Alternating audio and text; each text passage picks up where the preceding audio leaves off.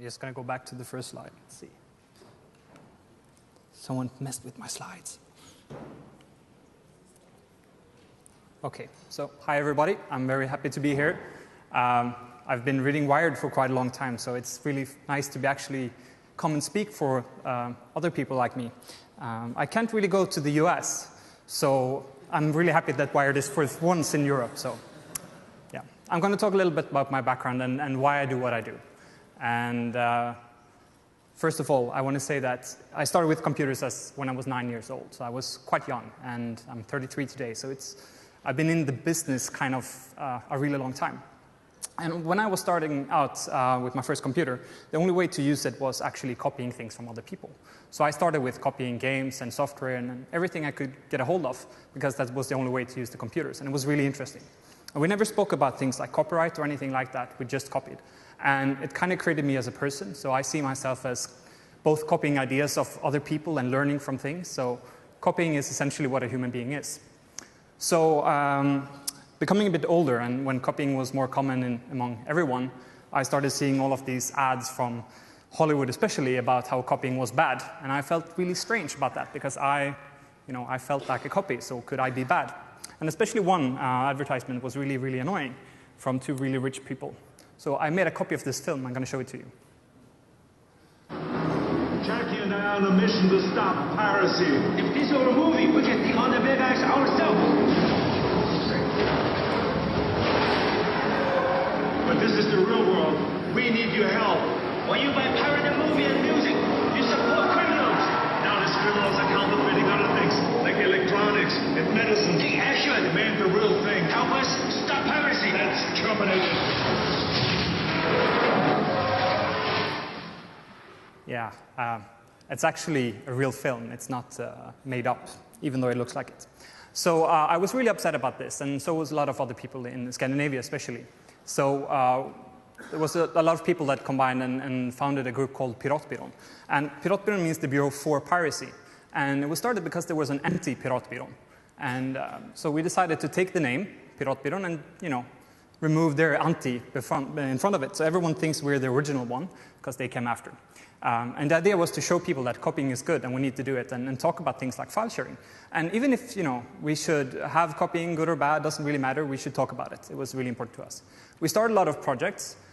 We went out on 1st of May and demonstrated in Sweden and said, we need copying, we need file sharing, we need 100 megabit of internet, otherwise we don't have welfare. And today everyone in Sweden can have 100 megabits, and we take all credit for it. Another project which we started, which is probably why I'm here, is the Pirate Bay.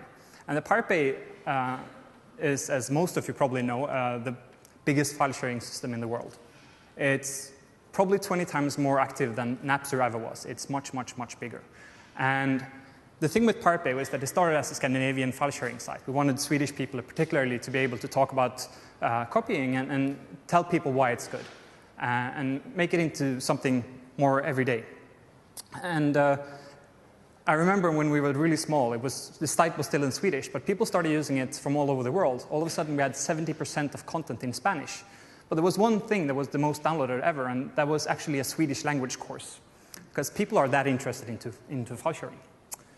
I'm going to brag a bit as well about Pirate Bay, just so you understand why I'm here, I think. So statistics that everyone loves is obvious. Every second, there would be over 100,000 computers connecting to the Pirate Bay servers asking for other computers that have stuff. So no one downloads from the Pirate Bay. They download between each other. We just help them to download.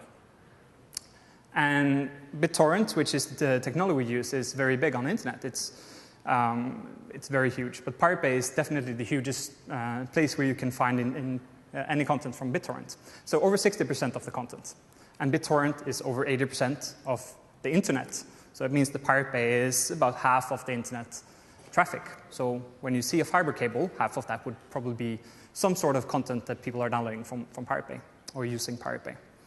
And we never spent a lot of time on Pirate Bay doing work. We've done a lot of legal work, which took a lot of time, but really spending time on technology was never big. Pirate Bay has never really been a good technology site. It's just been really huge because of other things.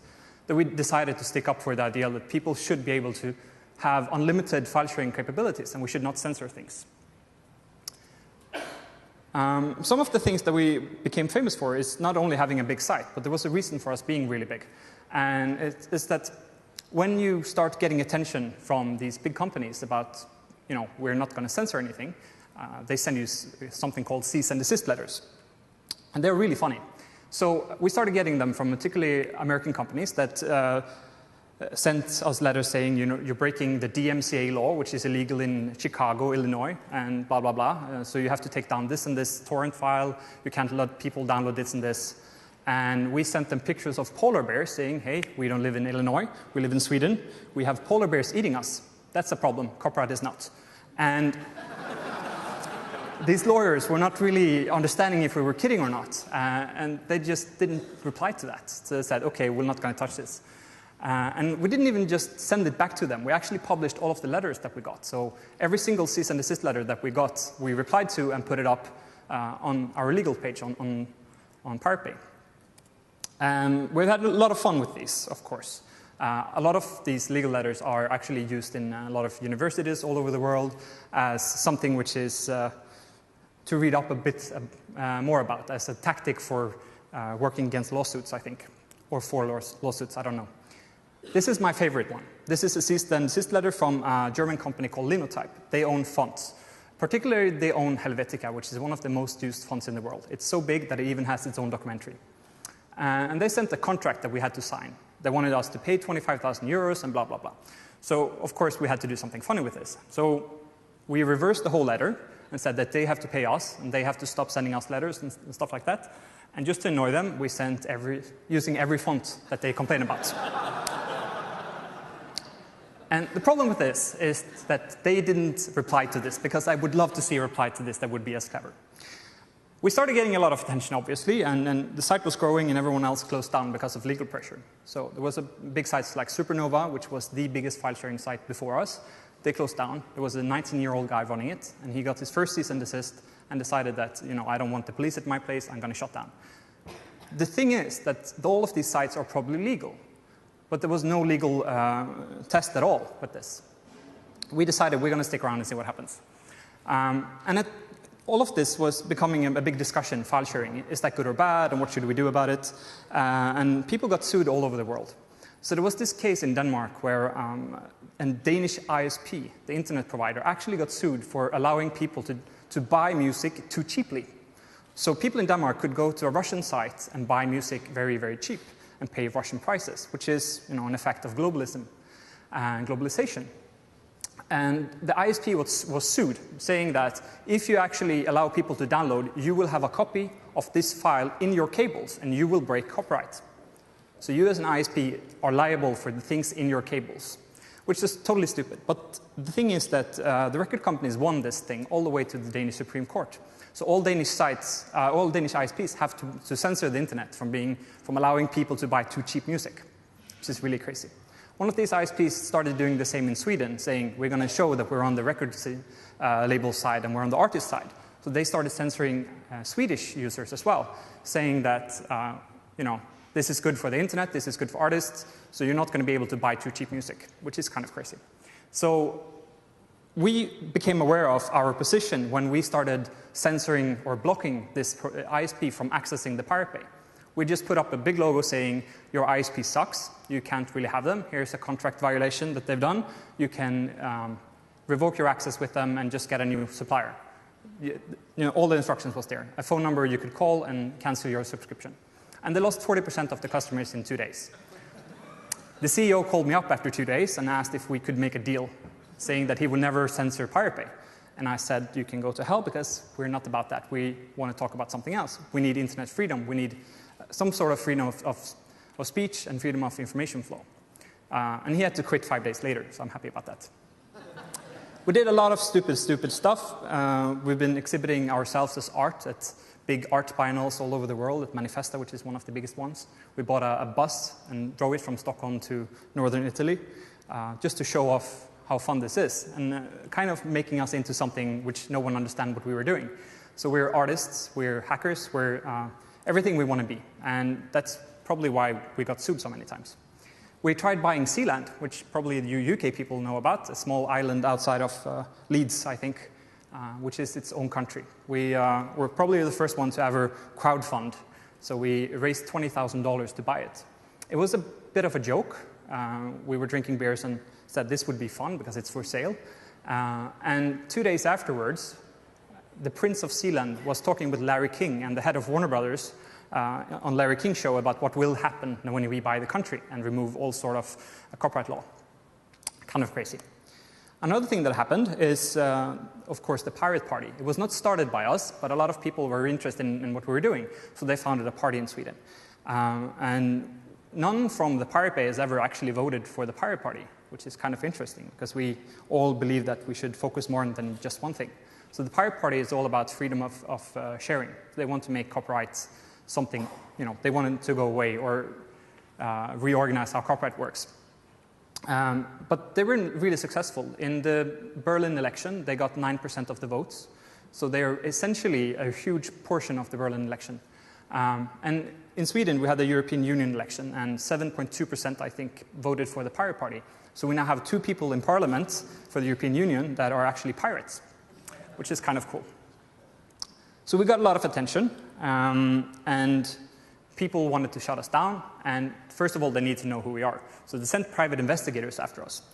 And just a tip, if you're interested in using private investigators, it's kind of stupid to send private investigators after people doing things online, especially geeks. So one of our team members, they were following him for 6 weeks, and they saw him once leaving the office. It's kind of stupid.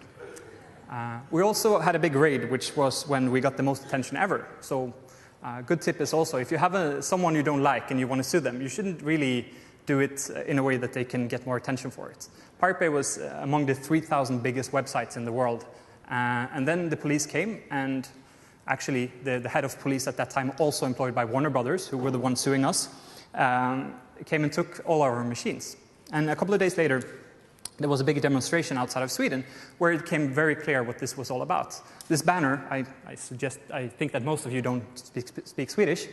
It says, "Give us back the server or we're going to take your fax machine."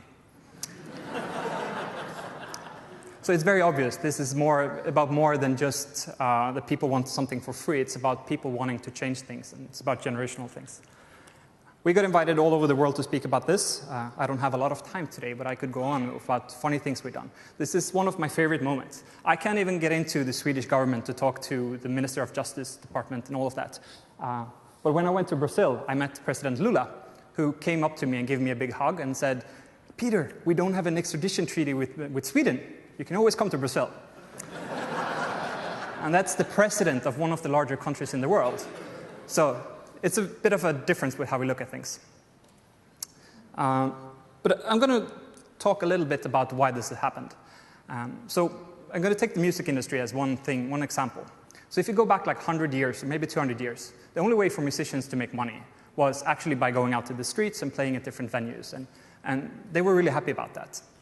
And then the record came, and people were upset in the music industry.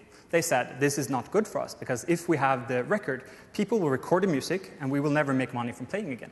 So they tried banning this. But the record companies were really happy, because all of a sudden there was this new business, and they understood they could make money from it.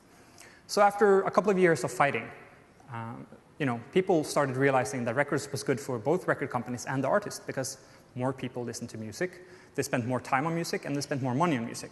So it was a great success for everyone involved. Then came radio, and the record companies and the artists were really upset. They said that with the radio, no one will buy our records anymore, because they will just listen to radio for free, and it will be really bad for us. So the record companies actually told all the artists that we have to ban this. And for maybe 5 years, there was big discussions about the legality of radio.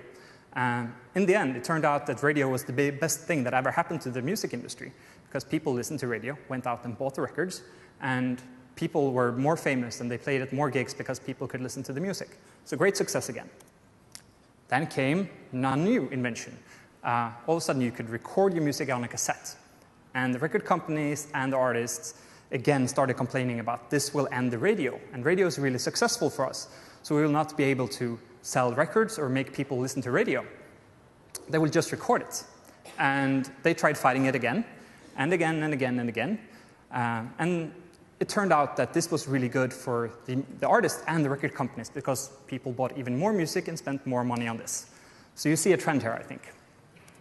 Then came the CD, and unfortunately Sweden was really good at producing crap music.